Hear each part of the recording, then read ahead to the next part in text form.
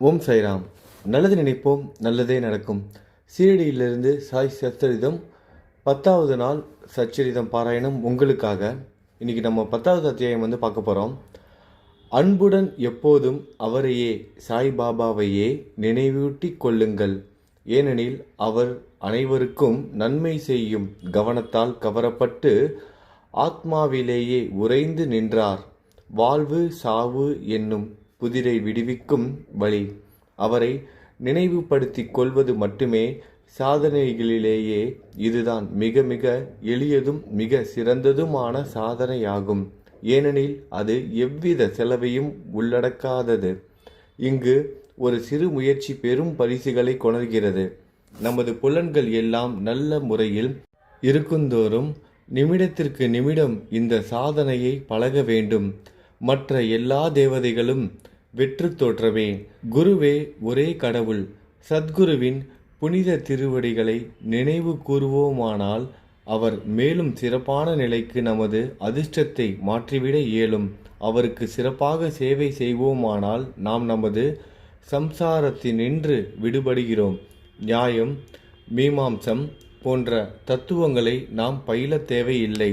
அவரை நமது வழிகாட்டியாக நாம் அமைத்து கொள்வோமானால் நமது அனைத்து துன்பங்கள் கவலைகள் என்னும் கடலை எளிதாக கடந்து செல்லலாம்.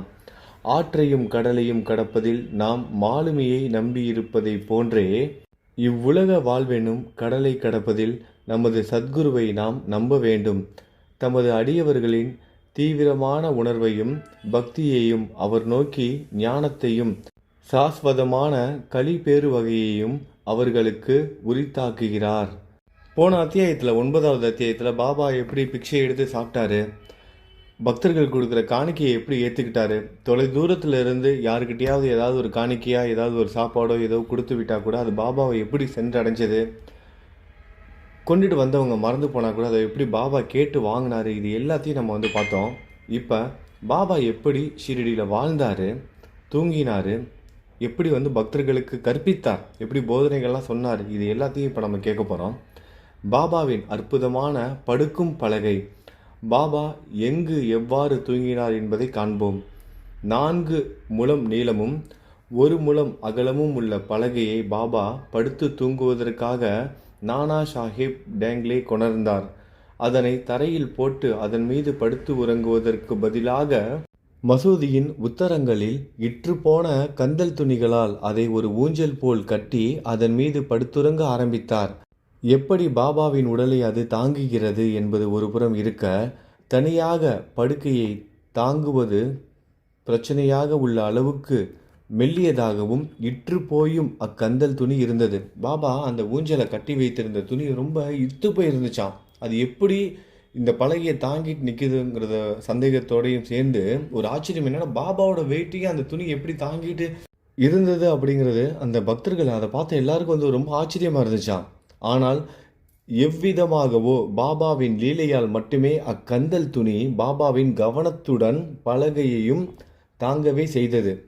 பலகையின் 4 மூலைகளிலும் மூளைக்கொரு மண் விளக்கு வீதம் ஏற்றி இரவு முழுவதும் எரிந்து கொண்டிருக்கும்படியாக வைப்பார். இப்பலகையின் மீது பாபா அமர்ந்து கொண்டிருப்பதையோ துயின்று கொண்டிருப்பதையோ கண்ணுறும் தரிசனமானது தேவர்களுக்கும் கிடைப்பதற்கு அரியது ஒன்றாகும். அதில் பாபா எங்கனம் ஏறி தூங்கினார் என்பது அனைவருக்கும் வியப்பை விளைவிப்பதாகவே இருந்தது. பாபா எப்படி அந்த பலகையில் ஏறி படுத்தார், அந்த ஊஞ்சல் பலகையில் எப்படி ஏறி படுத்தார் அப்படிங்கிறது எல்லாருக்கும் ஒரு ஆச்சரியம். யாருமே பார்த்ததே இல்லை. அந்த இத்து போன கந்தல் துணியில் பாபா கட்டி தொங்க விட்டுருக்காரு. அதுவும் ரொம்ப உயரமாக தொங்க விட்டுருக்காரு. அது மேலே எப்படி படுக்கிறாரு அப்படிங்கிறது யாருக்குமே தெரியல. ஆனால் அவர் 4 மூலையிலையும், அந்த பலகையோட 4 மூலையிலையும் விளக்கையும் எரிய வைக்கிறாரு. நடுவில் இவரும் படுத்துக்கிறாரு. ரொம்ப சின்ன பலகை வேற, 4 முழம் தான் நீளம். இதில் எப்படி பாபா ஏறாரு அப்படிங்கிறது ரொம்ப ஆச்சரியம். அதையும் தாண்டி அவரோட வெயிட்டை எப்படி அந்த துணி தாங்கிட்டு இருக்கு அப்படிங்கிறது மிகப்பெரிய ஆச்சரியம். எல்லாரும் பார்க்குறாங்க, பாபா அதில் படுத்துருக்காங்க, தூங்குறாங்க நைட்டு. அது எல்லாரும் பார்த்து அந்த அற்புதமான தரிசனத்தை பெறுறாங்க. ஆனால் எப்படி அது மேலே ஏறினாரு அப்படிங்கிறது யாருக்குமே தெரியல. இதை எப்படியாவது கண்டுபிடிச்சாகணும் அப்படின்னு அங்கே இருக்கிற பார்வையாளர், அதை பார்த்து கொண்டவங்களுக்கு எல்லாம் ஒரு எண்ணம் வருது. இந்த விசித்திரமான நிகழ்ச்சியை நம்ம எப்படியாவது கண்டுபிடிச்சிடணும். பாபா எப்படி அது மேலே ஏறி படுக்கிறாரு. அதை தெரிஞ்சுக்கிறதுக்காக, அதை பார்க்கறதுக்காகவும் நாளுக்கு நாள் என்ன பண்ணுறாங்க, மக்கள் எல்லாம் கூட்டமாக கூட ஆரம்பிச்சிட்டாங்க. ஒவ்வொரு நாளும் பக்தர்கள் அதிகமாக கூட ஆரம்பிக்கவும் பாபாவுக்கு இது பிடிக்கல. ஏன்னா அவரை ஆராய்ச்சி பண்ணுறது அவருக்கு பிடிக்காது. இந்த பலகையினால தானே இவ்வளோ பிரச்சனைன்னு சொல்லிட்டு அந்த பலகையை என்ன பண்ணார், சுக்குநூறாக உடச்சி போட்டுட்டாராம். அந்த பலகையை சுக்குநூறாக உடைச்சதோட மட்டும் இல்லாமல் நெருப்பில் போட்டு எரிச்சிட்டார் பாபா. அடுத்ததாக பிரம்மத்தின் உருவ வெளிப்பாடு. 5 அடி 3 அங்குல உயரமுள்ள மனிதனைப் போல் பாபா தோற்றமளித்தாலும் அனைவரின் இதயத்திலும் அவர் வாழ்ந்தார். அந்தரங்கமாக அவர் பந்தமற்றவராகவும் அக்கறையற்றவராகவும் இருந்தாலும் பகிரங்கத்தில் பொதுமக்களின் நலத்தை விரும்பினார். அகத்திலே மிகவும் ஆர்வமற்றவராக இருப்பினும் புறத்தில் தமது பக்தர்களுக்காக ஆசைகள் நிரம்ப பெற்றவராக இருந்தார். அவருக்கு எந்த ஒரு ஆசையும் கிடையாது, எந்த ஒரு பந்தமும் கிடையாது, எந்த ஒரு சொந்தமும் கிடையாது. ஆனால் அப்படிப்பட்ட பாபா அவரோட பக்தர்களுக்காக ரொம்ப ஆசைப்பட்டிருக்காரு, ரொம்ப விருப்பப்பட்டிருக்காரு. அவங்களோட ஆசைகளெல்லாம் நிறைவேற்றி வைக்கணும்னு ரொம்ப ஆசைப்பட்டிருக்காரு, ரொம்ப விருப்பம் கொண்டவராக இருந்திருக்காரு. உள்ளே சாந்தத்தின் இருப்பிடமாக அவர் இருப்பினும் வெளியில் இருப்பு கொள்ளாதவராய் இருந்தார். அந்தரங்கமாய் பிரம்மானந்த நிலையை அவர் எய்தியவராக இருந்தார். பகிரங்கமாய் பிசாசை போன்று நடந்து கொண்டாய். பகிரங்கமாய் பிசாசை போன்று ரொம்ப ஆக்ரோஷமாக இருப்பாராம். ஆனால் மனநிலையில் சாந்தமாக இருக்கிற பாபா வெளிப்புறத்தில் ஒரு பிசாசை போன்று அப்படின்னு கம்பேர் பண்ணுறாங்கன்னு பாருங்கள். அப்போ எந்த அளவுக்கு ஆக்ரோஷமாக இருந்திருப்பாருன்னு. அப்படிப்பட்ட பாபா அந்தரங்கமாய் அவர் அத்வைத்தத்தை விரும்பினார். பகிரங்கமாய் உலகோடு கட்டுப்பட்டவராய் இருந்தார். சில நேரங்களில் அனைவரையும் பாசம் ததும்ப நோக்கினார். சில சந்தர்ப்பங்களில் அவர்கள் மீது கற்களை விட்டெறிந்தார். சில சமயம் அவர்களை கடிந்து கொண்டார். சில சந்தர்ப்பங்களில் அவர்களை அன்புடன் அரவணைத்தார். அமைதியாகவும் பதட்டமற்றவராகவும் பொறுமையுள்ளவராகவும் நல்ல சமநிலையுள்ளவராகவும் இருந்தார். ஆத்மாவிலேயே உறைந்து அதனாலேயே கவரப்பட்டு அதன் வயமாக ஆனார். தமது பக்தர்களுக்காக செய்ய வேண்டியவற்றை நன்கு செய்து முடித்தார். எப்போதும் அவர் ஒரே ஆசனத்தில் அமர்ந்து இருந்தார். ஒருபோதும் பிரயாணம் செய்யவில்லை. சாயி ஒரு பாலகனா ஷிரடிக்கு வராரு. கொஞ்ச நாள் அவர் ஷிரடியை விட்டு வெளியே போறாரு. எங்கே போனார், என்ன ஆனாரு எதுவுமே தெரியல. சில ஆண்டுகளுக்கு பின் அவர் திரும்பி வந்ததுக்கப்புறம் ஷிரடி விட்டு அவர் எங்கேயுமே போகல, எங்கேயுமே பிரயாணம் மேற்கொள்ளவே இல்லை. அவர் துவாரகா மயிலே தான் இருந்திருக்காரு. அடுத்ததாக அவரது தண்டம் சிறு குச்சி ஆகும். அதாவது கையில் எப்போதும் ஒரு குச்சி வச்சிருப்பாரு. அதை எப்போதும் தமது கையில் எடுத்து சென்றார். சாந்தமாகவும் எண்ணங்களில் இருந்து விடுபட்டவராகவும் இருந்தார். செல்வத்தையும் புகழையும் அவர் லட்சியம் செய்யாது பிச்சை எடுத்தே வாழ்ந்தார். இத்தகைய வாழ்க்கையை அவர் நடத்தினார். அல்லாஹ் மாலிக், இறைவனே எஜமானர் என்று அவர் எப்போதும் சொல்லிக்கொண்டே இருந்தார். அடியவர்களிடம் அவர் கொண்டிருந்த அன்பு ஏராளமானதும் தடையற்றதும் ஆகும். ஆத்ம ஞானம் சுரங்கமாகவும் பரமானந்தம் முழுமையும் நிரம்ப பெற்றவராகவும் இருந்தார். சாய்பாபாவின் தெய்வீக ரூபம் இத்தகையது. அத்தகைய எல்லையற்ற முடிவற்ற பாகுபாடற்ற புல் பூண்டிலிருந்து பிரம்மா வரையுள்ள பிரபஞ்சம் அனைத்தையும் அரவணைக்கும் ஏக தத்துவமே சாய்பாபாவாக அவதரித்தது. உண்மையில் தகமையையும் நல்ல அதிர்ஷ்டமும் பெற்ற மக்கள் சாய்பாபா என்ற பொக்கிஷ புதையலை பெற்றனர். உண்மையான மதிப்பை அறியாதவர்கள் அவரை ஒரு சாதாரண மானிட பிறவியாக கருதுகிறார்கள். அவர்கள் உண்மையிலேயே பரிதாபத்துக்கு உரியவர்கள் ஆகிறார்கள். பாபாவின் ஷீரடி வாசமும் பிறந்த ஆண்டு பற்றிய அனுமானமும் சாய்பாபாவின் சரியான பிறந்த நாளையும் அவரது பெற்றோரையும் ஒருவரும் அறியார்கள். அவரது ஷீரடி வாசத்தில் இருந்து அதை ஏறக்குறைய தீர்மானிக்கலாம். சாயி முதல்ல 16 வயது பாலகனாக இருக்கும்போது முதல்ல ஷீரடிக்கு வராரு. 16 வயது பாலகனாக இருக்கும்போது ஷீரடிக்கு வராது. தங்கி ஒரு 3 ஆண்டுகள் அங்கேயே ஷீரடியிலே இருக்கார். அதுக்கப்புறம் சில காலம் அவர் அங்கேருந்து காணாம போயிடுறாரு. எங்கே போனார், என்ன ஆனார், யாருக்கு எதுவும் தெரியல.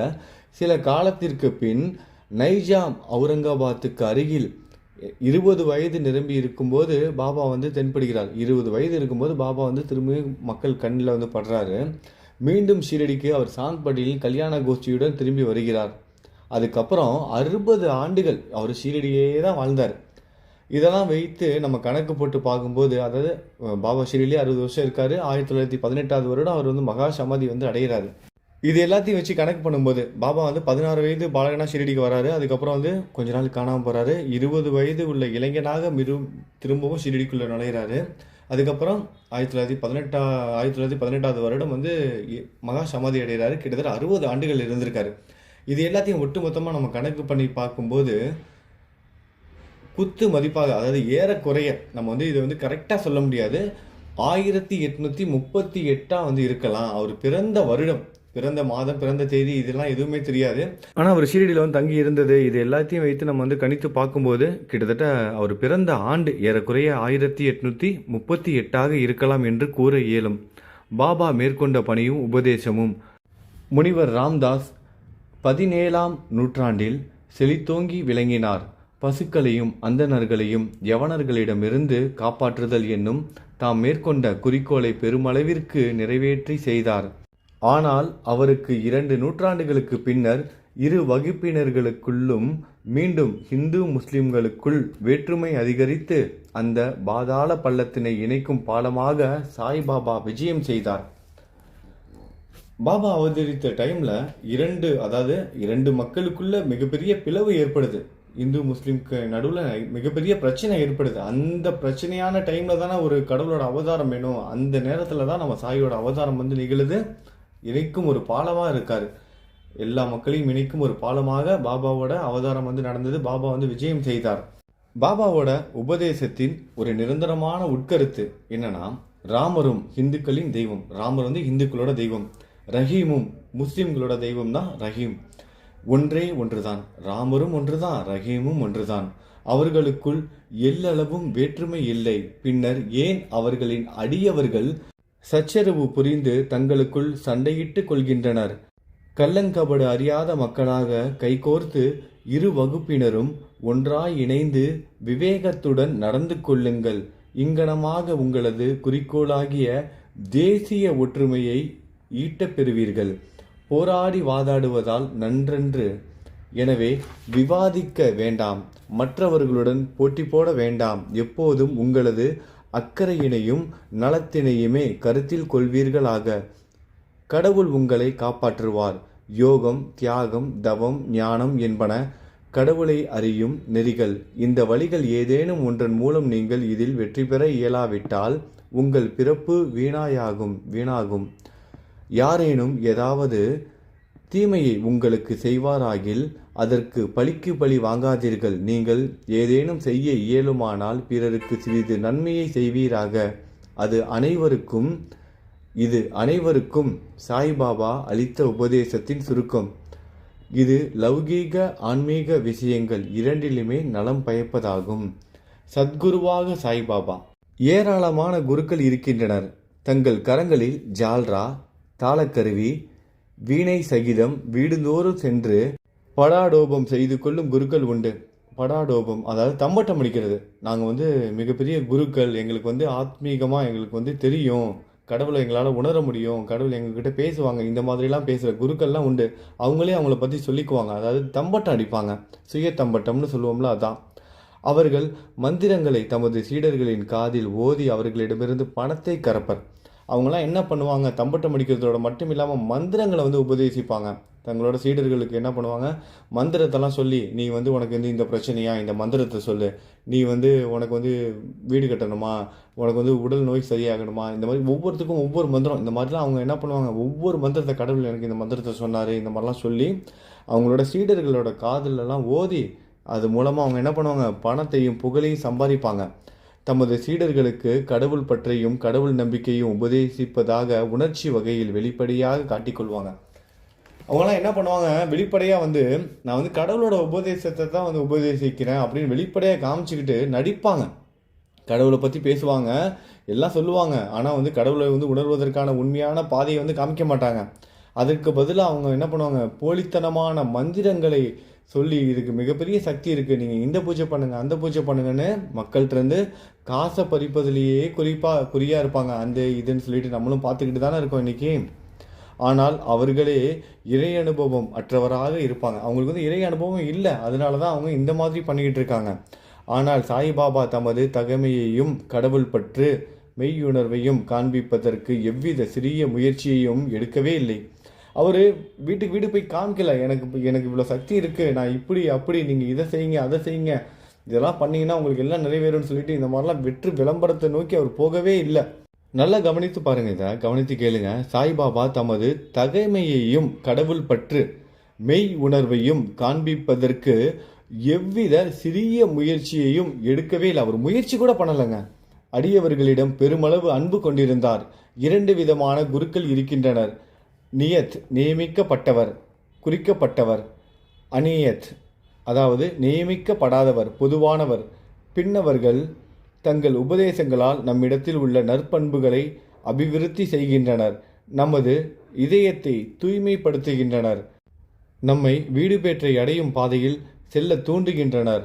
இதற்கு மாறுபாடாக முன்னவர்களாகிய குருக்களோ நமது தனி இயல்பை பேத உணர்வை அளித்து நீயே அது என்று உணர செய்து நம்மை ஏகத்துவத்தில் ஸ்தாபிக்கின்றனர்.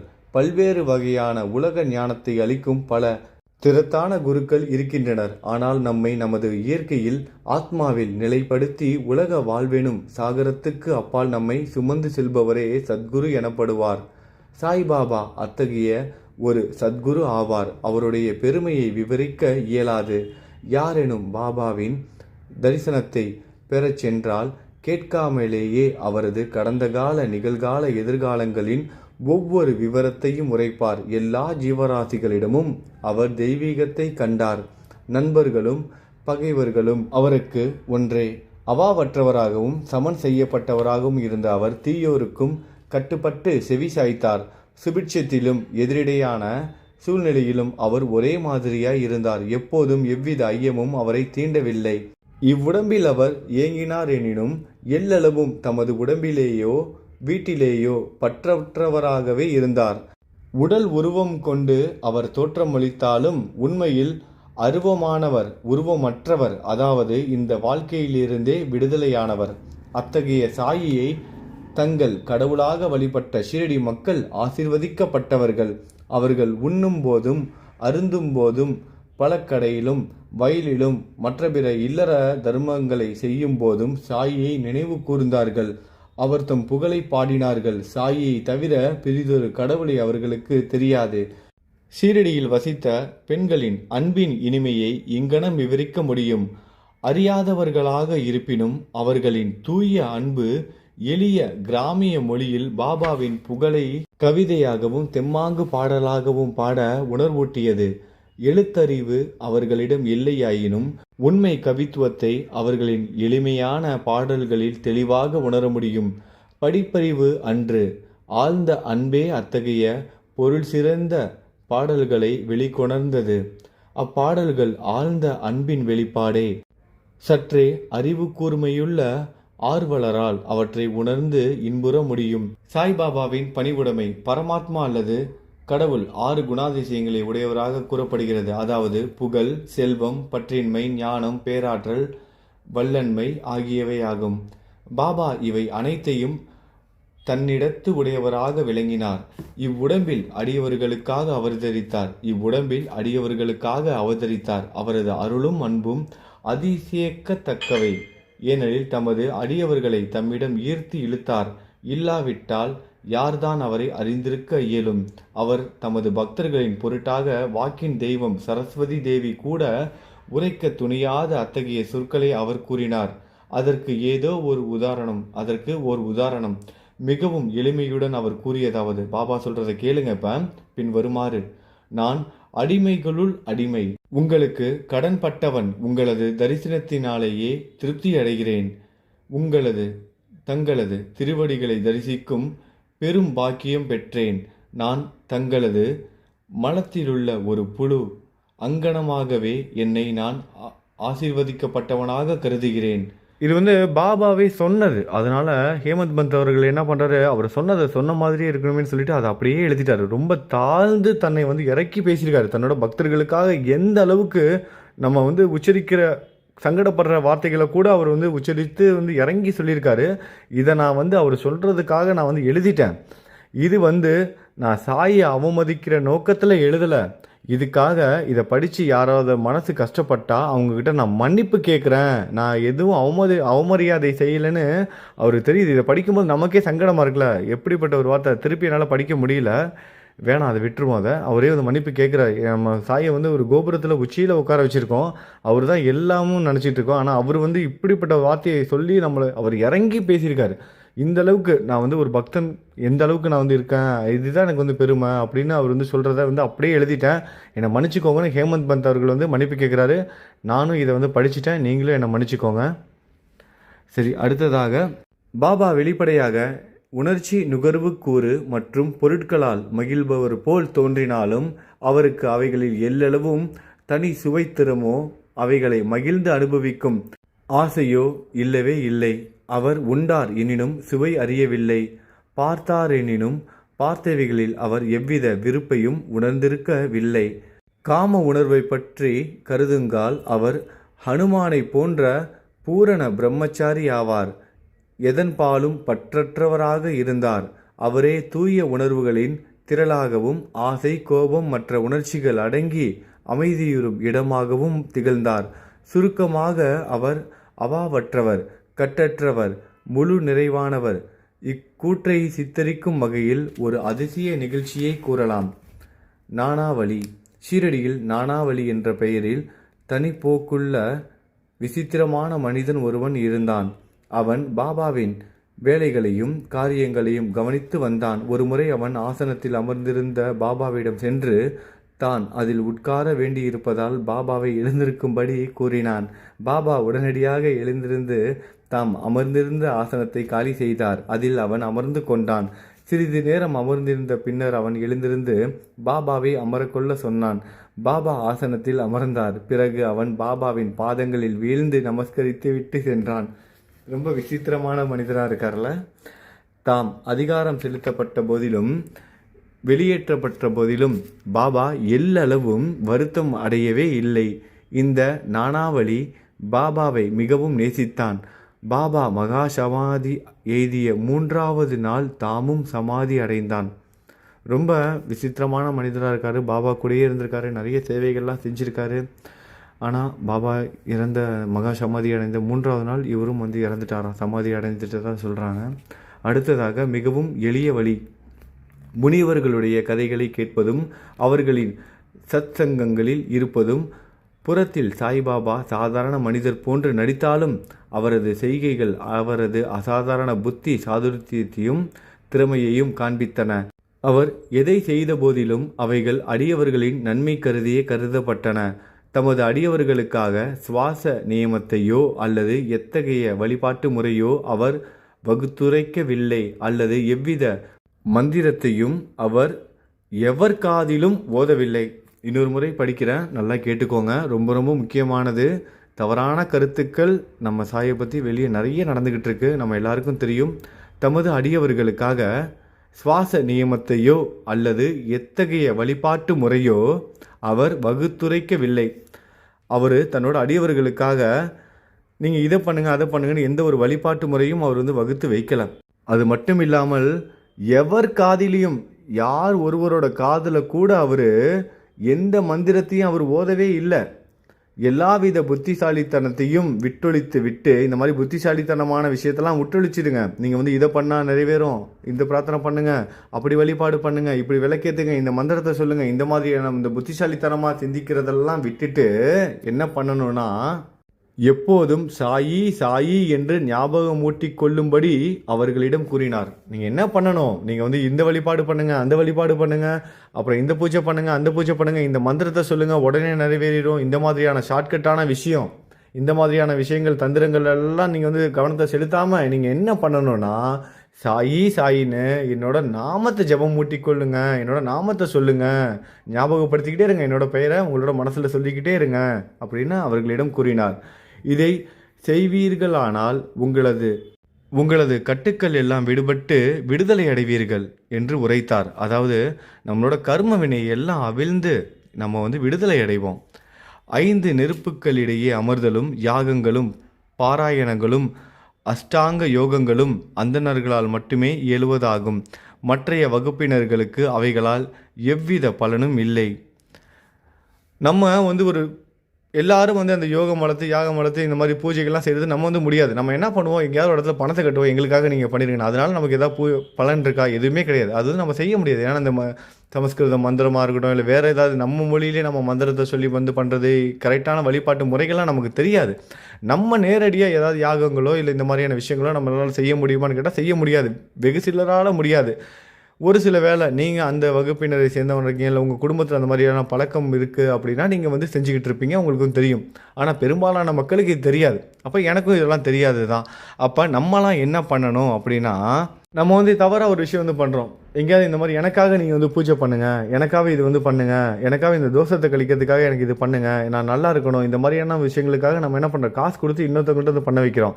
ஆனால் நம்ம என்ன பண்ணணும், நம்மளே நமக்கான விடுதலையை வந்து மேற்கொள்ளணும். அதுக்கு பாபா என்ன சொல்கிறாருன்னா, அவரோட நாமத்தை சாயி சாயின்னு அவரோட நாமத்தை தான் நம்ம ஜெபம் பண்ணிக்கிட்டே இருக்கணும். மனதின் தொழில் நினைப்பது ஆகும், எண்ணமின்றி அது ஒரு நிமிடமும் இருக்க முடியாது. நம்மளோட மனதோட தொழில், ஒவ்வொரு உறுப்புக்கும் ஒவ்வொரு வேலை இருக்கும்ல, அந்த மாதிரி நம்மளோட மனதுக்கான தொழில் எதாவது நினச்சிக்கிட்டே சிந்திச்சுக்கிட்டே இருக்கும். அது இதுன்னு போட்டுக்கிட்டு ஏதாவது சிந்திச்சுக்கிட்டே தான் இருப்போம். இந்த மாதிரி சிந்திக்கிற எண்ணமின்றி அது ஒரு நிமிடமும் இருக்க முடியாது. புலன் உணர்விற்கு சார்பான பொருளை அதற்கு நீங்கள் அளித்தால் அதை பற்றி நினைக்கும். அதற்கு குருவை அளித்தால் அது குருவை பற்றி எண்ணிவிடும். இப்போ எண்ணங்கள் புலன்கள் இது எல்லாத்துக்கும் பார்த்தீங்கன்னா ஏதாவது ஒரு செயல் நடந்துக்கிட்டே தான் இருக்கும். இப்போ எண்ணம் வந்து ஏதாவது ஒரு நினைவு, ஏதாவது ஒரு சிந்தனையிலே இருக்கும். இப்போ புலன்களுக்கு, இப்போ கைக்கு வந்து ஏதாவது ஒரு வேலை கொடுக்குறோம்னா, ஒரு கையை வச்சு இப்போ நம்ம கை பக்கத்தில் இருக்க ஃபோனையோ இல்லை ஏதாவது ஒரு பொருளை வந்து எடுக்கிறோம் போனால் அந்த கைக்கு வந்து ஒரு வேலை. இந்த மாதிரி தான் ஒவ்வொரு பொருளுக்கும் நடக்கும்போது காலுக்கு வேலை. இந்த மாதிரியான புலன்களுக்கும் நம்மளோட மனசுக்கும் நம்ம வந்து என்ன வேலை கொடுக்குறோன்னா, குருவை வந்து கொடுக்கணும். குருவை பற்றி கொடுத்தோம் அப்படின்னா நம்மளோட எண்ணங்கள், நம்மளோட புலன்கள் குருவோடு வந்து ஒன்றிவிடும். நீங்கள் மிக்க கவனத்துடன் சாயியின் பெருமையையும் பேராற்றலையும் கேட்டீர்கள். இதுவே சாயியை இயற்கையாக நினைவூட்டிக் கொள்ளுதலும் வழிபடுவதும் கீர்த்தனை செய்வதும் ஆகும். மேலே கூறப்பட்ட மற்ற சாதனைகளை போன்று இக்கதைகளை கேட்பது என்பது அவ்வளவு கடினமானது அல்ல.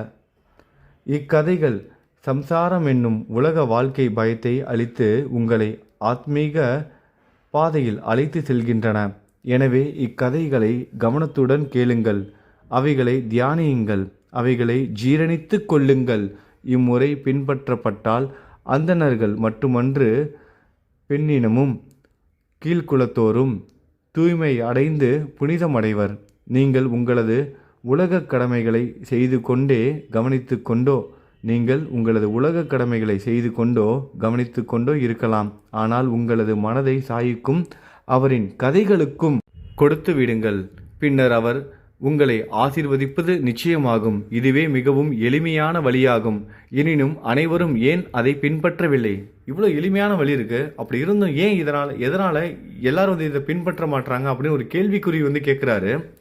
காரணம் என்னவென்றால், கடவுள் அருளின்றி முனிவர்களின் கதைகளை கேட்கும் ஆர்வம் நமக்கு வருவதில்லை. ஒரு சில பேர் இந்த மாதிரியான கதைகள்லாம் கேளுங்க அப்படின்னு சொன்னால் கேட்க மாட்டாங்க. நானே சொல்லிட்டு தான் இருக்கேன். சாய் சச்சித கதைகளாக இருக்கட்டும், இல்லை நல்ல முக்கியமான சத்சங்கம் இதெல்லாம் வந்து கேளுங்கன்னா கேட்க மாட்டாங்க. என்ன பண்ணுவாங்க, இந்த மந்திரம் அந்த மந்திரம்னு ஏதாவது ஒரு வீடியோ பார்த்தாங்க. எவ்வளோ ஆன்மீக சேனல் இருக்குது, எல்லாரும் பார்த்தீங்கன்னா ஏதாவது இந்த பூஜை பண்ணுங்கள் அந்த பூஜை பண்ணுங்கன்னு இப்படியே தான் போய்கிட்டு இருக்கு. அப்போ அவங்களோட எண்ணம் வந்து அதில் தான் போகுது. யார் வந்து இந்த மாதிரியான கடவுளோட கதைகளை கேட்பாங்க, முனிவரோட கதைகளை கேட்பாங்க, சத்சங்கம் இதெல்லாம் வந்து கேட்பாங்க அப்படின்னா கடவுளோட அருள் இருக்குது பாருங்கள், அவங்க நினச்சா மட்டும்தான் கேட்க முடியும். அதனால தான் இந்த பதிவு நான் ஆரம்பிக்கும் போதே சொன்னேன், ஷீரடியிலேருந்து சாயோட ஆசீர்வாதம் இருக்கிறதுனால தான் நம்ம படிக்கிறோம், நீங்கள் கேட்குறீங்க, இது எல்லாமே நடந்துக்கிட்டு இருக்கு. சாயோட ஆசீர்வாதம் இல்லாமல் இது நிச்சயமாக நடக்காது. சாயோட அருள் இருந்தால் மட்டும்தான் இதை நம்ம கம்ப்ளீட் பண்ணவும் முடியும். அவரோட ஆசீர்வாதத்தால் நம்ம இன்றைக்கி வந்து 10வது நாள் வந்துட்டோம். மீதம் இருக்கிற 10 அத்தியாயம் வந்துட்டோம். மீதம் இருக்க அத்தியாயத்தையும் சாயோட அருள் நிச்சயமாக கிடைக்கும். நம்ம இதை கம்ப்ளீட் பண்ணுவோம். நீங்களும் கேட்பீங்க, இது எல்லாமே நடக்கும், நம்பிக்கையோடு இருப்போம். அதான் சொல்கிறாங்க பாருங்கள். இதெல்லாம் ஏன் கேட்க மாட்றாங்க, இதெல்லாம் தெரிஞ்சிருந்தோம் ஏன் இதெல்லாம் அவங்களுக்கு வந்து இன்ட்ரெஸ்ட் வர மாட்டேங்கிறது அப்படிங்கிறதுக்கான காரணத்தையும் சொல்கிறாங்க. காரணம் என்னவென்றால், கடவுள் அருள் இன்றி முனிவர்களின் கதைகளை கேட்கும் ஆர்வம் அவர்களுக்கு வருவது இல்லை.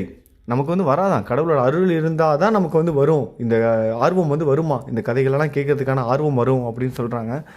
கடவுள் அருளால் எல்லாம் தட்டுத்தடங்கல்களையும் இன்றி, கடவுள் அருளால் எல்லா தட்டுத்தடங்கல்கள் இன்றியும் எளிதாகவும் நடந்தேறுகிறது. எந்த ஒரு தட்டுத்தடங்களும் இல்லாமல் எல்லாம் கடவுளோட அருளால் இது வந்து நடைபெறும் அப்படின்னு சொல்கிறாங்க. இதோ நமக்கே சொல்கிற மாதிரி இருக்குது. நல்லபடியாக அதை முடிக்கணும். அடுத்ததாக, முனிவர்களின் கதைகளை கேட்பது என்பது ஒரு வழியில் அவர்களின் சத்சங்கத்தை பெறுதலை நிகழ்ப்பதாகும். முனிவர்களின் கூட்டுறவின் முக்கியத்துவமானது மிகவும் பெரியது.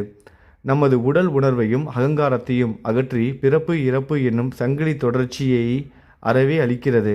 இதய முடிச்சுகளை எல்லாம் துண்டாக அறுத்துவிட்டு தூய உணர்வான கடவுளிடத்தையே நம்மை அழைத்து செல்கிறது. புலன் உணர்வு விஷயங்களை பற்றி நமது அவாவின்மையை நிச்சயம் அதிகரித்து இன்ப துன்பங்களை நாம் முழுவதும் லட்சியம் செய்யாதவராக்கி ஆத்மீக பாதையில் மென்மேலும் நம்மை அழைத்து செல்கிறது. நாமஸ்மரணம், வழிபாடு அல்லது பக்தி போன்ற சாதனைகள் உங்களிடம் இல்லையாயினும் ஞானிகளிடம் உங்கள் முழு இதயத்தோடு சரணாகதி அடைவீர்களானால் இவ்வுலக வாழ்வெனும் பெருங்கடலுக்கு அப்பால் அவர்கள் நம்மை பத்திரமாக அழைத்து செல்வார்கள். இக்காரணத்துக்காகவே முனிவர்கள் உலகில் அவதரித்திருக்கிறார்கள்.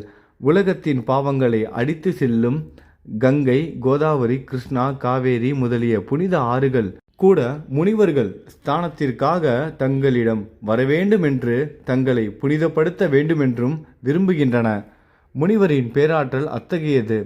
முந்தைய பிறவிகளில் நாம் செய்த நற்கருமங்களின் சேமிப்பு குவியல்களால் நாம் சாய்பாபாவினுடைய திருவடிகளை அடைய பெற்றோம். சாயியின் ரூப தியானத்துடன் இந்த அத்தியாயத்தை நாம் முடிக்கிறோம். அத்தகைய சுதந்திரமான அழகு படைத்த சாயி மசூதியின் விளிம்பில் நின்று கொண்டு உதியை ஒவ்வொரு பக்தருக்கும் அவரவர் நன்மையை கருத்திற்கொண்டு விநியோகித்து கொண்டிருக்கிறார். இவ்வுலக வெறுமையை கருதி பரமானந்தத்திலேயே எப்போதும் திளைத்து கொண்டிருக்கும் அவர் முன்னால் வீழ்ந்து வணங்குகிறோம். ஸ்ரீ சாயியை பணிக. அனைவருக்கும் சாந்தி நிலவட்டும். ஓம் சாய்ராம். நல்லதை நினைப்போம், நல்லதே நடக்கும். ஓம் சாய்ராம்.